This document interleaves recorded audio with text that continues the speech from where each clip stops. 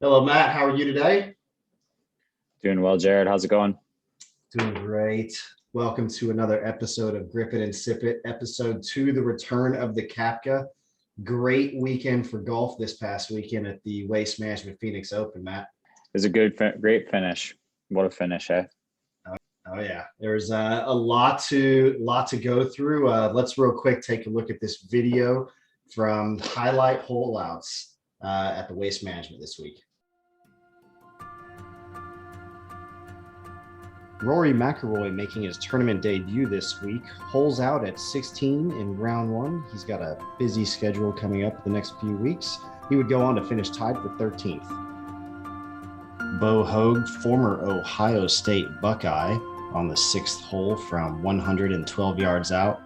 Never a doubt, Eagle 2. He would go on to finish tied for 36th this week. Also on hole 6, we have Hunter Mahan from 120 yards, bottom of the cup. He would go on to miss the cut at 6 over par for the week. Jordan Spieth on the 10th hole, he was struggling at this time.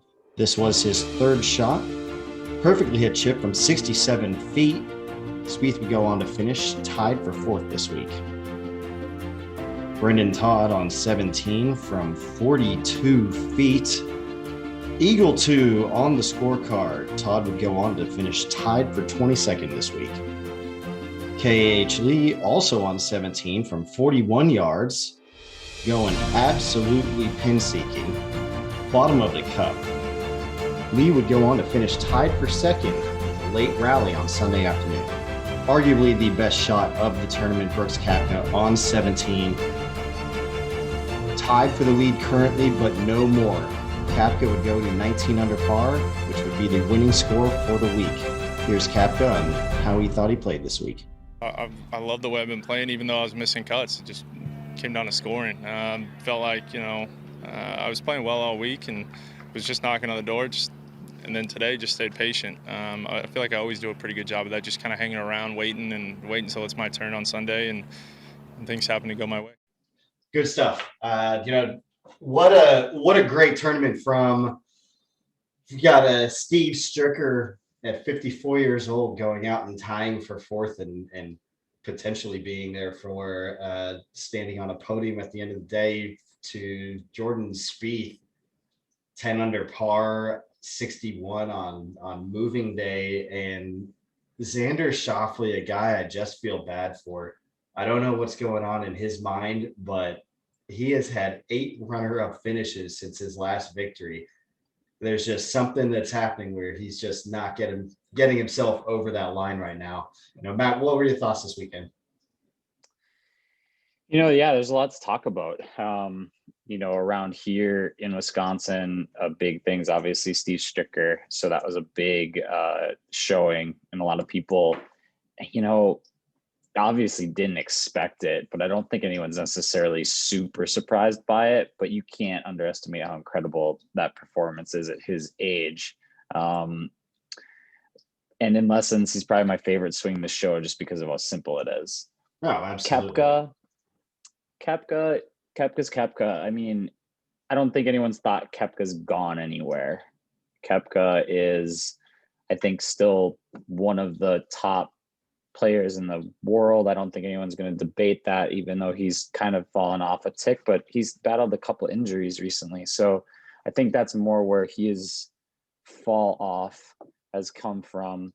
So to me, the story is Jordan Spieth. I don't think you can really, it was Spieth, because Spieth was, that was a fall off, and people were comparing him, I think, in some capacity to like a David Duval almost for a while there. And is he going to ever make it back? Think about this. Spieth was, when he won the British Open in 2017, which is the last victory he's had on the PGA Tour, he was ranked 2nd in the world.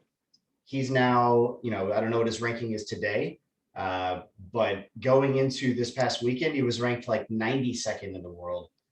And that number didn't look like it was going to be improving anytime soon either. He has been a mental midget for the last few years, and it's a shame because he's one of those players I think on tour when you say like a Tiger Woods or Rory McIlroy, DJ Koepka, that when they're playing well, it's good for golf. It's good for everybody. It's good for the tour. It's good for the fans. Uh, it makes for exciting golf, and he just hasn't been there. Is he back?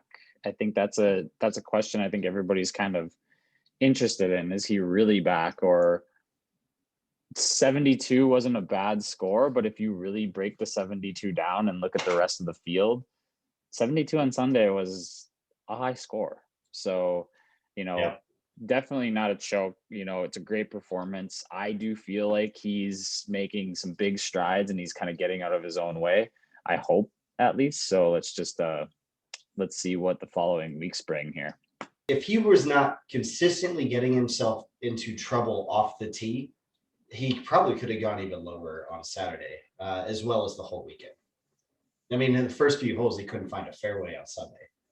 So definitely hard to shoot better than a 72 when you're missing fairways off the tee consistently. Right. True. So what do you think's going on with Schauffele? He's so young and he's right there.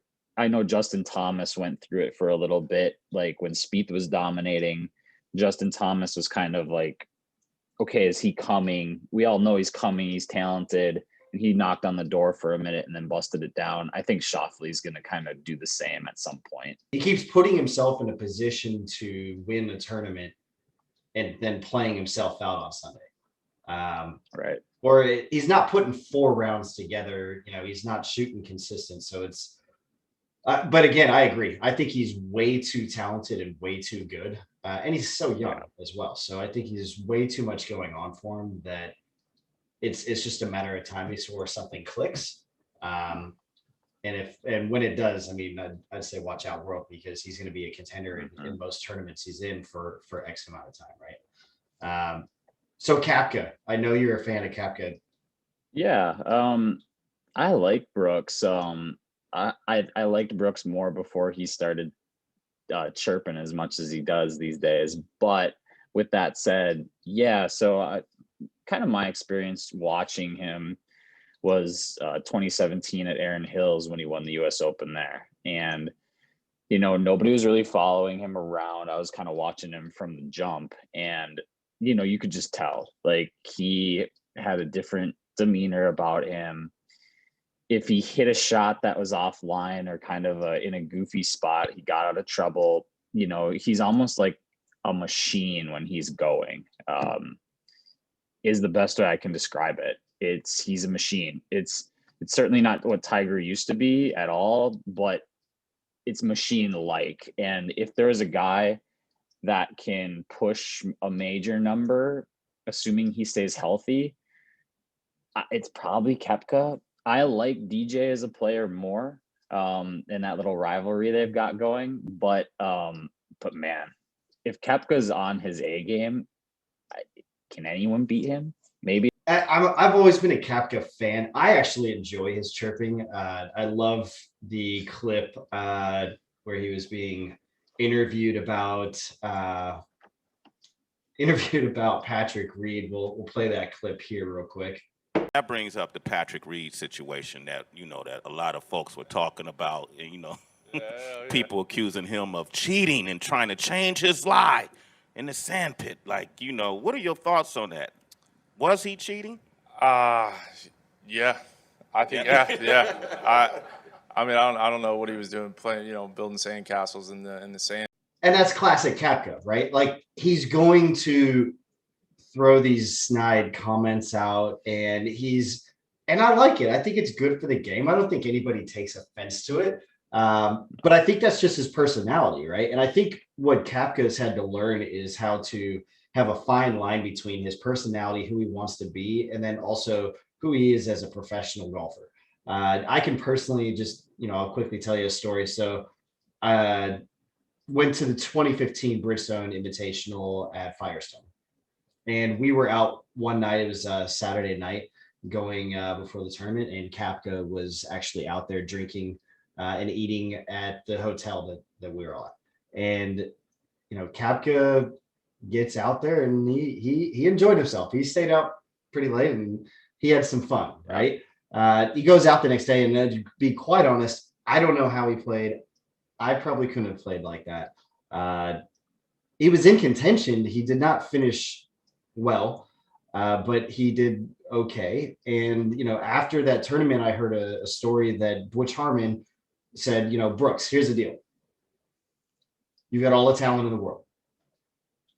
Do you want to be a major champion, or do you want to be a Kardashian? If you want to be a Kardashian, that's fine. That's your prerogative. We can agree to part ways. And, I wish you nothing but the best. But if you want to be a major champion, you've got to stop going out and having the party boy antics and really start focusing in on your game. Next thing you know, 2 years later, 2017, you said, he's winning the US Open. And he's consistently done well in majors and other tournaments since then as well. Absolutely. Leave it to Butch to do that. We've got the AT&T Pebble Beach Pro Am coming up this week.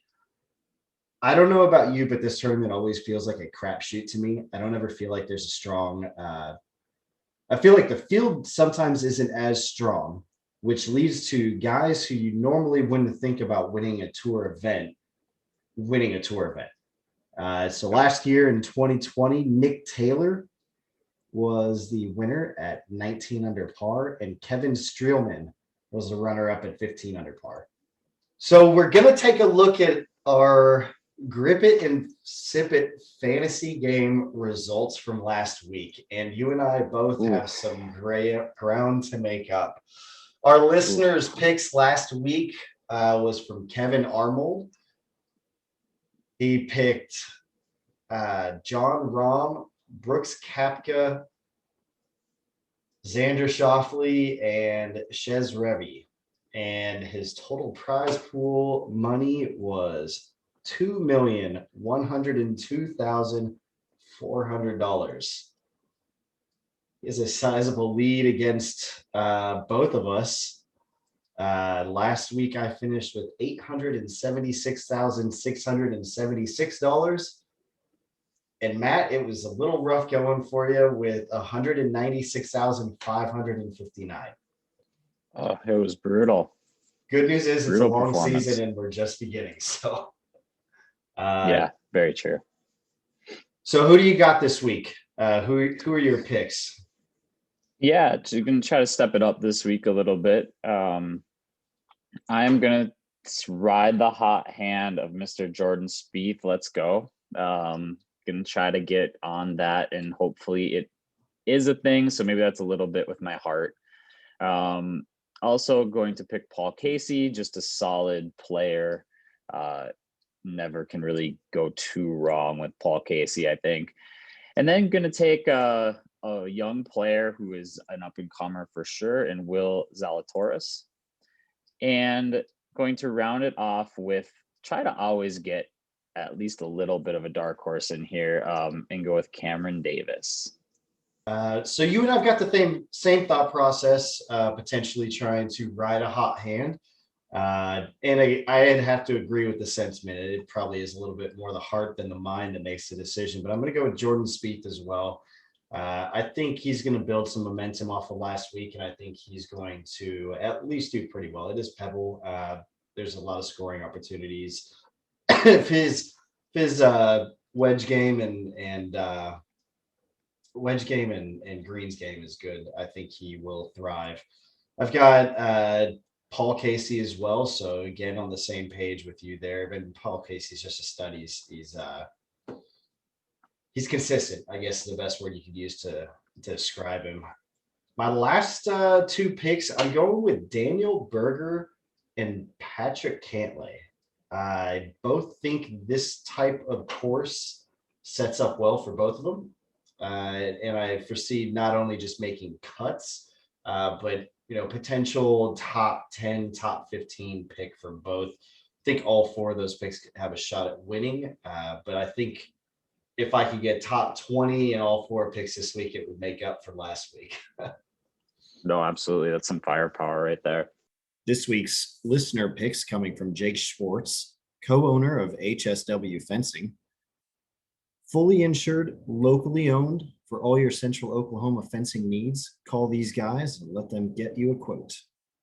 His picks this week are Patrick Cantley, Jordan Spieth, Phil Mickelson, and Ricky Fowler. So Matt, there's something that's been on my mind that I've wanted to talk about, but it's possibly faux pas in today's world. Justin Thomas. And just start off by saying, I feel horrible for Justin Thomas's family for the passing of his grandfather, which he found out about before Sunday's round last week at Waste Management. But Justin Thomas, who I think is a good guy, having to go through a rehabbing of sorts with his image after being caught on mic using a derogatory word towards homosexuals. Yeah. So I think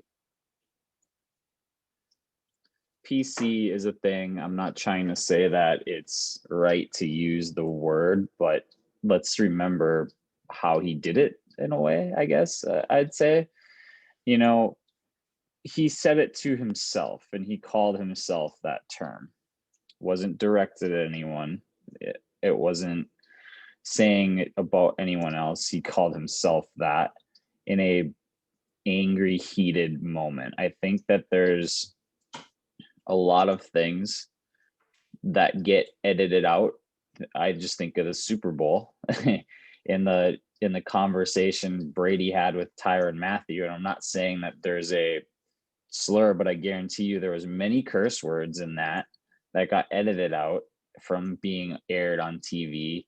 And Thomas got caught in a situation that he used a term he shouldn't have. He apologized for it.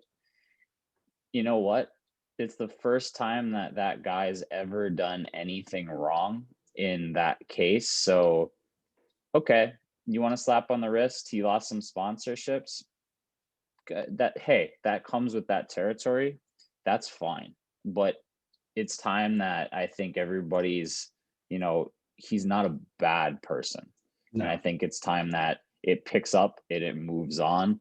He was wrong. He got caught on tape saying it to himself. To me, it's time to move on. I honestly, genuinely feel bad for the guy. I'm not excusing what he said. I'm not giving him a pass or anything like that. I feel that if we all had mics on us on a daily basis, or especially when we're playing golf or something goes wrong, there are things that are said that are not meant, that are not publicly broadcast to everyone else around you. It's unfortunate that I feel the media in general, especially when it comes to certain individuals, like a clean cut guy who's never been in trouble. Some are protected, some are not. But the media, that broadcast is on a delay.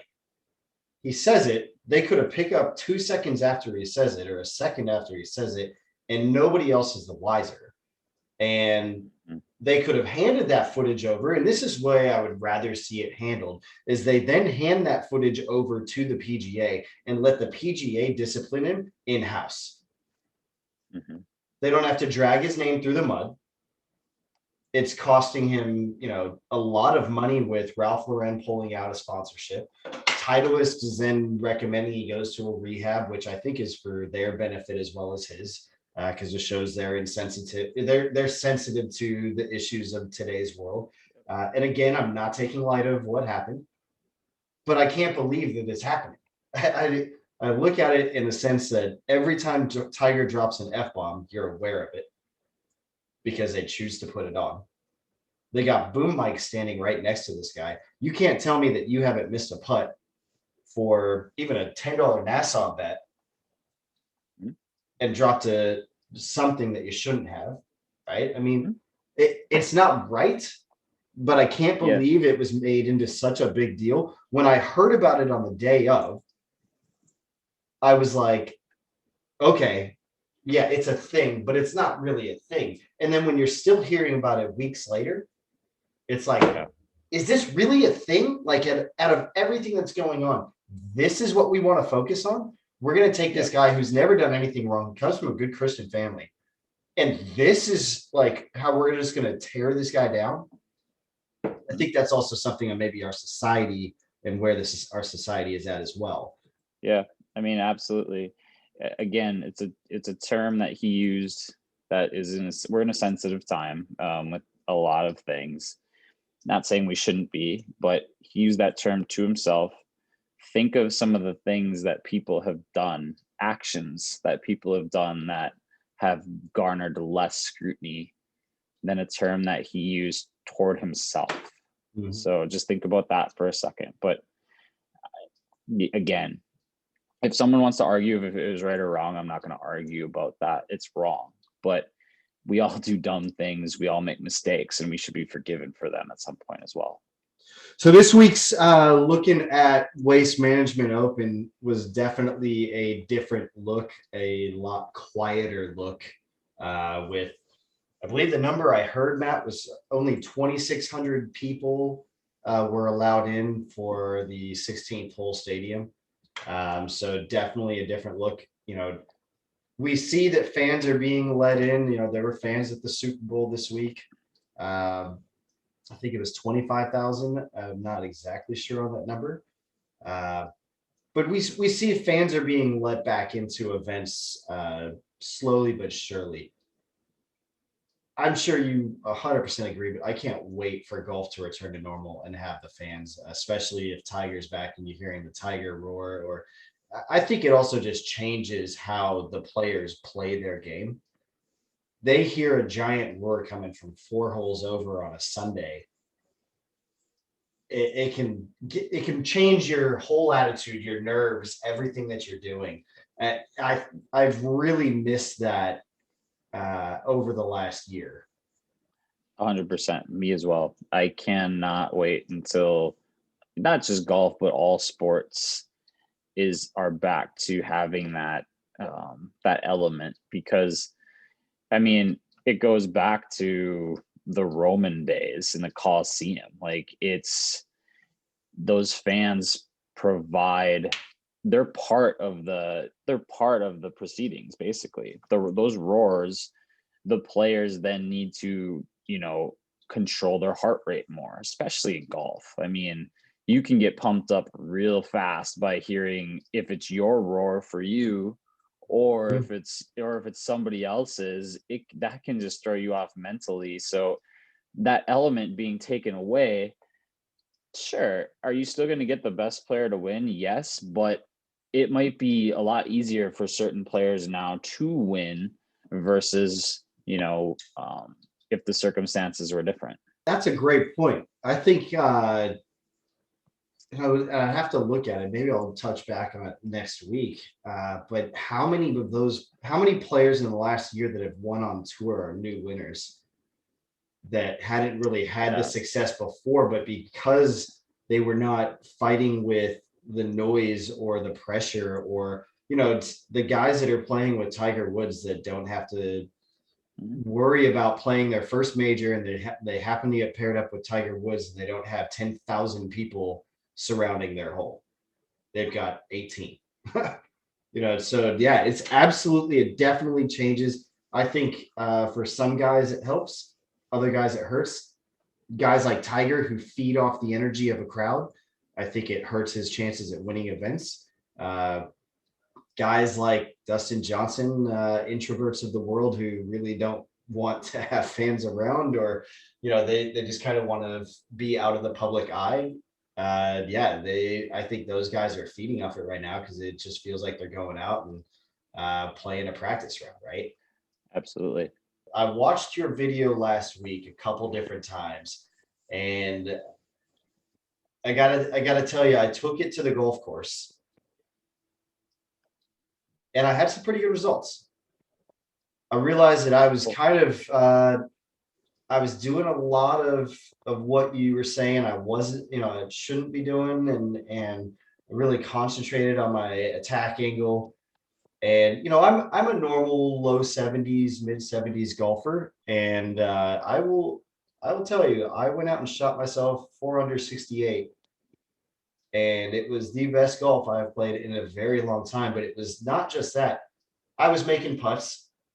That's fine. I was getting up and down. That's fine. But it was the best ball striking I've had in a couple years. So I'm looking forward to this next video. The last one definitely helped me out. Hope it's helping everybody else out.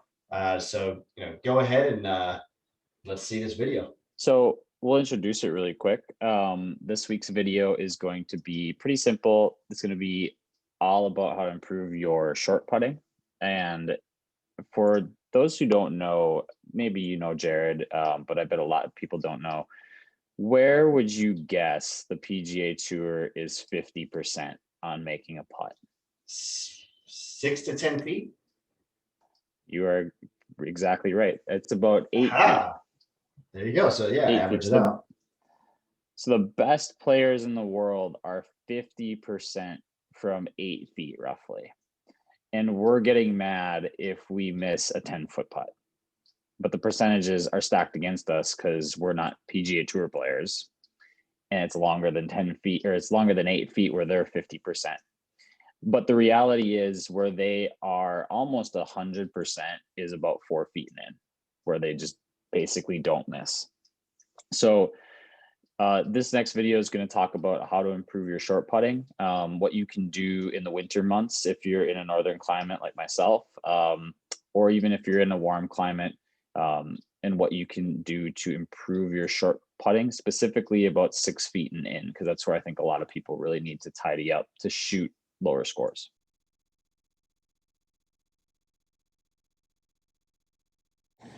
Hey guys, Matt Lindbergh here at the practice station, and today we're going to talk about a couple putting tips that can help you through this winter golf season.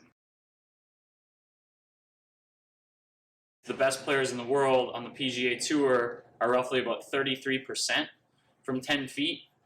So the reality is the best bang for our buck to really practice is going to be in that 4-foot range, because that's where the tour pros are about 98% or so. So a couple tips. One is I would invest in a putting mirror if you can. It's a great way to monitor your tempo and your face angle, because the most important thing on short putts is going to be a square putter face. Let's roll and kind of just show you how it works. So I'm going to get to my putting mirror. I've got set up here. I'm 4 foot away from the hole. And first thing I'm going to do is check my eyesight. It's over the ball. What I have are a couple different lines on it. You can see right behind the ball, I've got a red line. That's going to be for my putter. It's going to allow for my putter face to be square. There's also this black line that goes straight back. That's going to help me in a couple ways. It's going to assure that my eyes are directly over the golf ball, and also it's going to give me a nice track to swing my putter on, so I'm not taking the putter back too far inside or shoving it outside. And I'm going to use my feet to get good tempo. So hopefully that helps, guys. Again, a great way to practice indoors, and something that can really benefit your game when you come out in 2021 is making sure that you don't miss those 4 foot and under putts. As you get better and better, work your way back to 5 feet to 6 feet. It's really going to help you improve your short putting next season. All right, guys. So between the putting mirror, working on the 4 foot putts, I really hope that drill helps you with your putting this year. If you're struggling with your putting, of course, you can come in and see me. We use the technology in all of our lessons here at the practice station. So we'll really dive into your putting and actually show you how to fix it and assure that you putt better in 2021. So I've got a little discussion topic for you, Matt. We got guys that are out there like Bryson DeChambeau who have goals of hitting a drive 450 yards this year. Mm-hmm. Golf courses were not designed to handle that kind of distance from players. And so it's also having golf courses who consistently have held events either get looked over for the next event or have to change their golf course in order to continue hosting the event they have become accustomed to running. So should the PGA or a governing body step in and put limitations on equipment that is allowed to be used on tour to prevent players from getting even longer? So I'm going to say no. However, I will put a little asterisk by it. I say no in the respect of golf clubs for sure, because there's already gauges in place, and you can go back basically to 2012 and drivers just aren't getting longer. So it's not the driver. I think that's the first step. If they are, it's by like 3 yards. It's not much. However, I would entertain a good conversation. I think it could be had, not for the general public, but the golf ball, and hear me out. The golf ball is definitely getting longer. There's no doubt about that. And to me, every other major sport has a regulation ball for that sport. The NFL has a specific ball. The NBA has a specific ball that is generally not used in high school and in college. They're different. They're different balls that get used. So golf could adopt a regulation ball that is kind of equal. The only reason I say that is I could get on board with that for the specific reason of length of golf courses. I think that's something that should be thought about. I'm usually on the sense of like, no, like let them go. These guys are let the best be the best, but I still think the best are going to be the best, even if you take it back a little bit, and it may open up some classic venues that just can't be used anymore. Yeah, that's an interesting point. I don't think it's necessarily a problem in the everyday or weekend hacker realm. I think it's definitely something to consider for the PGA Tour. Agreed with. There are courses, classic courses that you'd love to see back on tour events that they're just too short now. You know, with guys hitting it so far, they have to dump so much money into their facility to change it specifically just for a tour event, which then, you know, can kill their livelihood for the rest of the year with their members who are that don't want to be playing that, right? The ball is a great point. You know, it's a definitely a great point. I think what most people don't realize is when they say, oh man, I just got these new irons and I'm hitting them so much longer, is that the clubs have just been typically de-lofted. So you're hitting your 6-iron, which used to be your 7-iron or your 5-iron, whatever the case is, right? They don't get that it's really not you're hitting it farther. It's not coming off the face hotter. It's just that the loft has been changed. So it seems like you're hitting it farther. It would definitely have to be a conversation between the RNA and the USGA. It would be a big undertaking, but I think it matches up with other sports, and I kind of agreed, you know, okay, especially now if the ball is, you know, regulated and it's the same across the board, which these guys are all using a very similar ball. In fact, manufacturers are making, which a lot of people don't know, an even hotter ball for them because they're making a ball that works better at higher club speeds than is what's sold to the general public in a lot of instances. Think of the Pro V1 X Left Dash. That was a tour ball that eventually just had to get released because people found out about it. So, you know, think of that. So they're at the ultimate advantage because of their high club speed.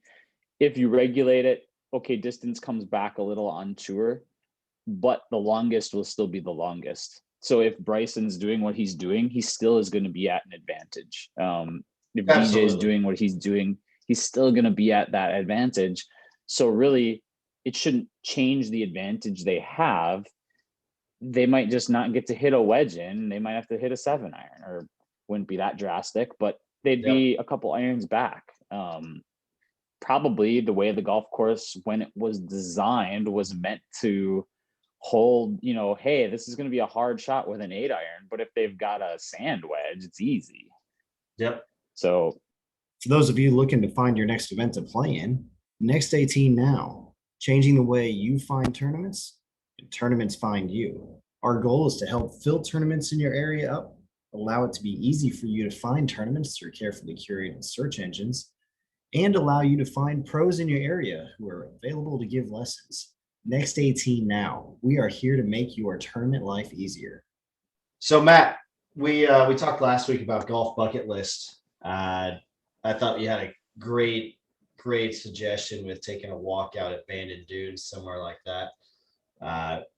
What's your next bucket list? Yeah, one day for me is not only playing, but actually probably more attending a Open Championship at St. Andrews. That would be. I love the fact, like, the crowd, like with the crowd running, and the way they take golf and the way they love golf over there is.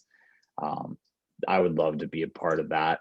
A quick side note of an upcoming one will be, I've played it, so it's not on the bucket list, but it's just something cool. Headed to Whistling Straits to play this upcoming season. I'm a little frustrated and annoyed with you right now. Yeah, that's where was the invite? I mean, I got a car. Sorry. I got invited, so I'm not the invitee. It's crazy. You said the Open Championship. I was actually just thinking to myself, one of my keys would be just to take a golf trip to St. Andrews and play those old courses over there. I think it would be fantastic just to spend a week in Ireland, Scotland, and just absolutely travel and play, and that's it. Maybe drinks at night at the local Irish pub, but absolutely, that right there, I can't think of a better time, right?